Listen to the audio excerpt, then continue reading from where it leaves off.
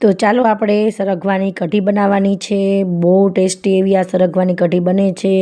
ઘણા લોકોને સરગવો નથી ભાવતો, તો તમે આવી રીતે કઢી બનાવીને પણ તમે ખાઈ શકો છો। સરગવો આપણે ડાયાબિટીસ માટે બહુ જ લાભદાયક છે અને આમ તમે ખાઓ છો તો પણ તમને એમાંથી ઘણા બધા તત્વો મળી રહે છે। મિત્રો, બહુ ટેસ્ટી એવી સરગવાની કઢી બનીને તૈયાર થઈ હતી।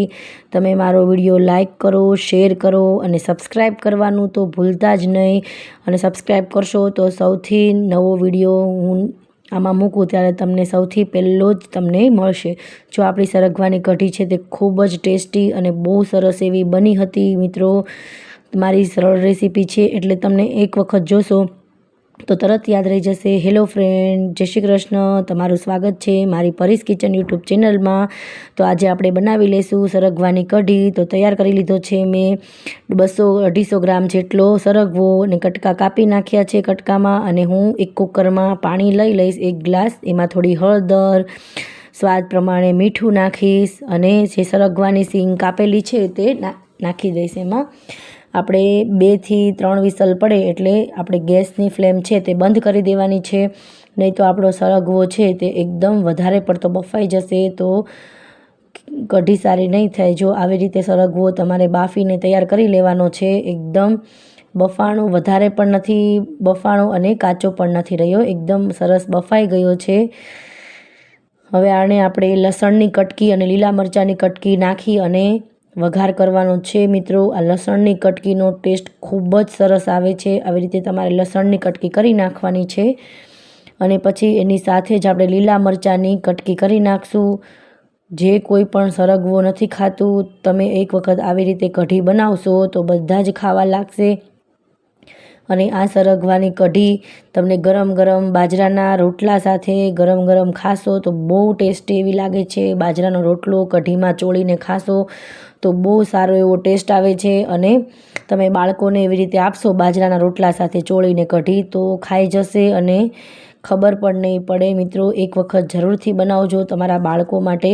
અને આ કઢી છે તે તમે ખીચડી સાથે પણ ખાઈ શકો છો અને બાજરાના રોટલા, મકાઈના રોટલા પણ સાથે પણ ખાઈ શકો છો। જો આપણી લીલા મરચાં અને લસણની કટકી એકદમ સરસ રીતે રેડી થઈ ગઈ છે। મિત્રો, થોડું વધારે પ્રમાણમાં લીલા મરચાં અને આપણે લસણ નાખીશું। તમારે બાળકોને ખાવાની હોય તો થોડા મરચાં ઓછા નાખી શકો છો।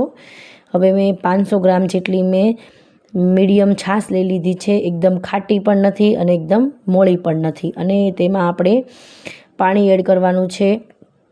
મેં 500 ગ્રામ છાશ નાખી છે તો તેમાં મેં 1 ગ્લાસ જેટલું પાણી લીધું છે। તમને વધારે એવું લાગે તો તમે નાખી શકો છો। હવે સ્વાદ પ્રમાણે મીઠું નાખીશ અને ચણાનો લોટ નાખી દઈશું આપણે 2 ચમચી જેટલો।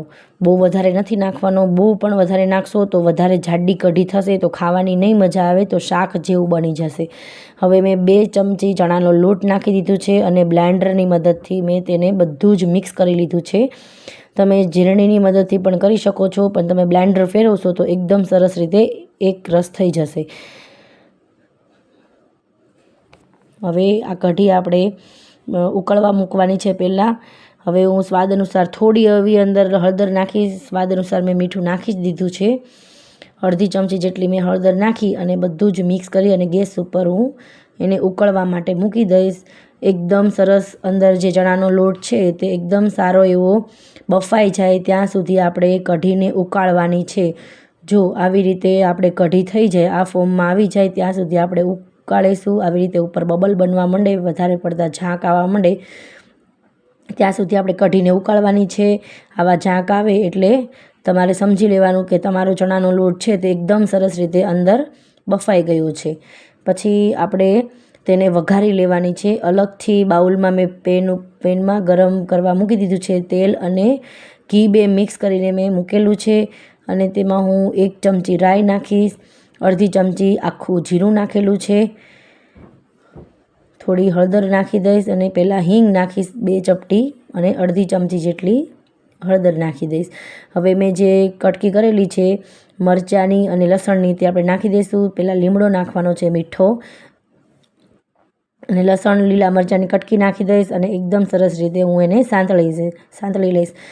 ધીરા ગેસ ઉપર આપણે આ લસણની કટકીને સાંતળવાની છે, કેમ કે લસણનો કાચો ટેસ્ટ જાય ત્યાં સુધી આપણે આને સાંતળી લેશું.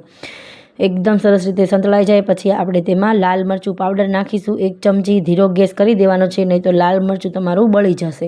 હવે આપણે જે સરગવાની સિંગ બાફેલી છે તે પહેલાં આપણે નાખી દેવાની છે.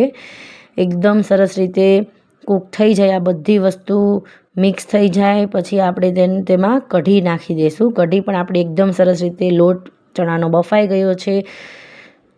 જો આવી રીતે બધું જ સરસ રીતે મિક્સ કરી લેવાનું છે મિત્રો. સરગવાને લસણની કટકી ખૂબ જ ટેસ્ટી લાગે છે અને મોઢામાં આવે છે આપણને 2 દાંત વચ્ચે, તો બહુ ટેસ્ટી એવો સ્વાદ આવે છે. તમે એક વખત જરૂર આવી રીતે કઢી બનાવજો. હવે આપણે કઢી છે તે અંદર નાખી દઈશું. જો આપણી કઢીમાં લોટ છે તે એકદમ સરસ રીતે બફાઈ ગયો છે. આવી રીતે તમે વઘાર કરશો તો બહુ ટેસ્ટી એવી કઢી તૈયાર થશે બનીને.